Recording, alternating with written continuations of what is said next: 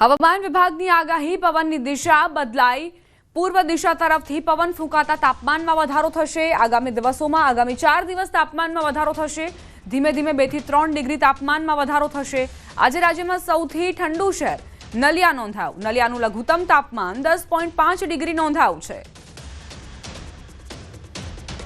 अभी राज्य में जो पवन का दिशा है पूर्व दिशा से जनरली इसका दिशा है पवन की, और अभी जो मौसम का पूर्वानुमान है 19 से लेकर 25 नवंबर तक आमतौर पर शुष्क रहने का पूर्वानुमान है, और जो मिनिमम टेम्परेचर है वो ग्रेजुअल राइज रहेगा। अगले 4 दिन तक 2 से 3 डिग्री सेंटीग्रेड टेम्परेचर राइज होने का पूर्वानुमान है।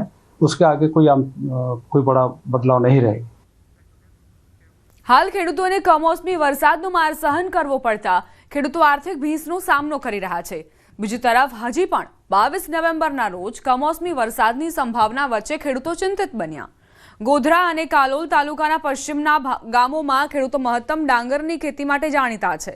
हाल खेडूतो खेतरमां बची गयेला डांगरना पाकनी लणणी करी रह्या छे। साथे ज घऊंना वावेतर माटेनी तैयारीओमां जोतराया छे।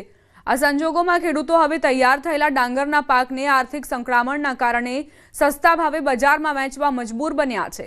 टेकाना भावे डांगरनी खरीदी करवा माटे जिल्लामांथी 3000 करता वधु खेडूतोए रजिस्ट्रेशन कराव्युं, परंतु हजी डांगरनी खरीदी शरू नथी थई, जेथी खेडूतो प्रति 20 किलो डांगर 50 થી 70 રૂપિયાની ખોટ સહન કરી ખાનગી વેપારીઓને ત્યાં વેચી રહ્યા છે।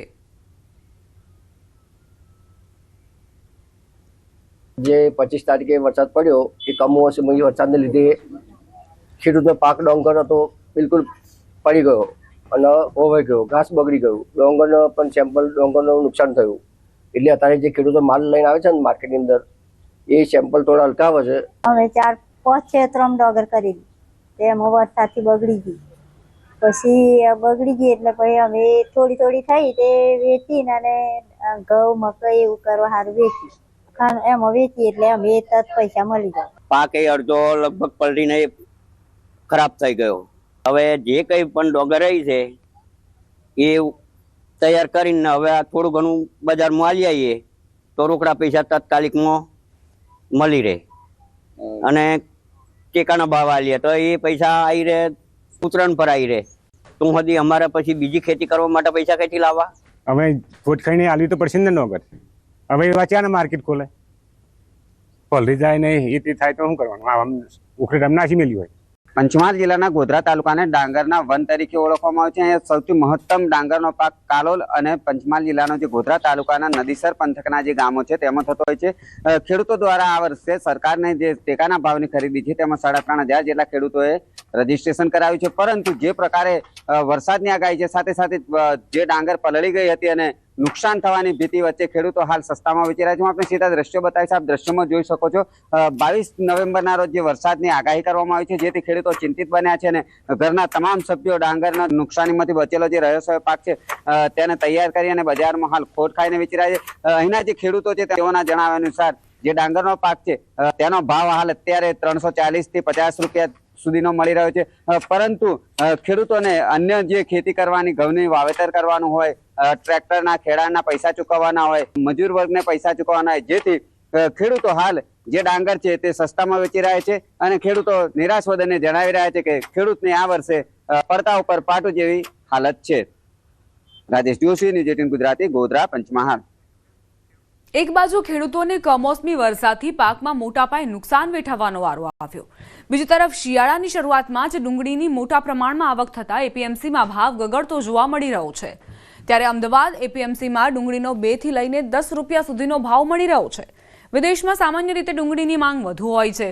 સરકાર બાંગ્લાદેશ અને શ્રીલંકામાં ડુંગળી મોકલે તો ખેડૂતોને ફાયદો થઈ શકે છે, પરંતુ મધ્યપ્રદેશ અને નાસિકથી આવતી ડુંગળીનો મબલખ પાક હોવા છતાં અમદાવાદ માર્કેટમાં વેચાતી ડુંગળીનો ભાવ વધારે હોવાનું વેપારી સ્વીકારી રહ્યા છે। 1-2 રૂપિયાથી લગાડીને 10 રૂપિયા સુધીના ભાવમાં જાય છે ડુંગળી। બહુ સુપર હોય તો 11-12 રૂપિયાના ભાવ છે એમપીના અને ગુજરાતના માલમાં। એક બાજુથી નવી ડુંગળીમાં વરસાદ અને મોસમનો માર પડેલ છે અને જૂની સાચવેલી ડુંગળીમાં એમને જે ભાવ મળવા જોઈએ એ ભાવ મળતા નથી, એટલે એ લોકો નુકસાનીમાં છે ખેડૂતો।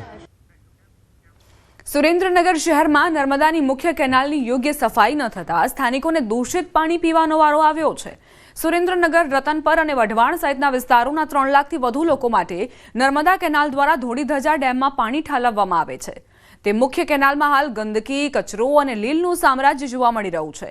દૂધરેજ પાસેથી પસાર થતી આ કેનાલની જાળવણી ન થતા ઠેર ઠેર જંગલી ઘાસ અને બાવળો ઉગી નીકળ્યા અને પાણીમાં લીલનું પણ ખૂબ પ્રમાણ વધી ગયું. આ દૂષિત પાણી જ લોકો પીવા માટે ઉપયોગમાં લે છે, જેનાથી રોગચાળો ફેલાવવાની શક્યતાઓ રહેલી છે. લોકો આક્ષેપ મૂકી રહ્યા છે કે નર્મદા વિભાગ દર વર્ષે સફાઈના નામે માત્ર નાટક કરી ભ્રષ્ટાચાર કરે છે. આથી નર્મદા વિભાગ દ્વારા તાત્કાલિક ધોરણે કેનાલની સફાઈ હાથ ધરાય.